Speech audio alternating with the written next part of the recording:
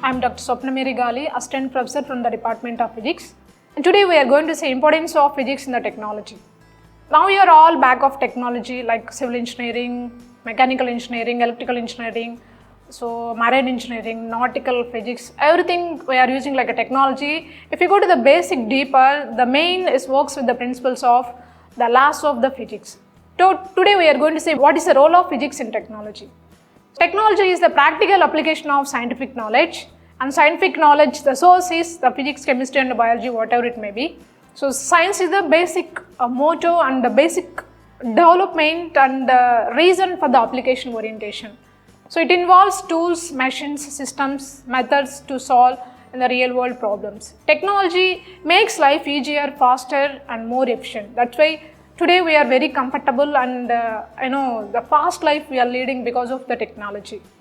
How the physics is helping and how we are going to make many applications, how we are going to develop the technology using the physics we are going to see. So the laws of motion, we are having Newton's laws, Newton's first law, second law and third law. So all the laws we are using in all the technologies, especially in the rockets and the aerodynamics and aeronauticals.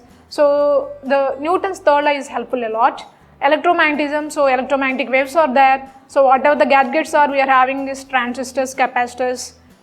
So all they are working with the principles of electricity and the magnetism. It is core role it is playing for the application orientation. In optics and thermodynamics like the light bulbs, cars, mobile phones. So what are the gadgets is there nowadays? Without mobile we can't imagine our life. And see how we are basically day by day we are depending upon mobile and this artificial intelligence gadgets, everything. So the all for that application orientation, also physics is the basic seed for that one. So applications in daily life technology. Okay, maybe we are not going to discuss much about the technology, what is there in the rocket science and all those. Today we are going to see in our day-to-day life where we are using this technology.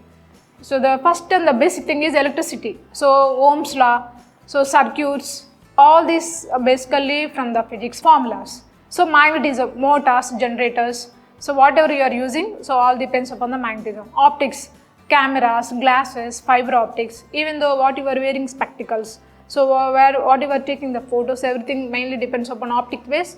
And sound like a microphone, speakers, ultrasounds, so all those works with the basics of the principles. So physics in modern technology. Mobile phone, is anything for us. It works with the mainly electromagnetic waves, internet and fiber optics, the reflection, refraction, transmission and the movement of the transfer of information in terms of light from one place to other place like a fiber optics. So all those works with the principles of physics.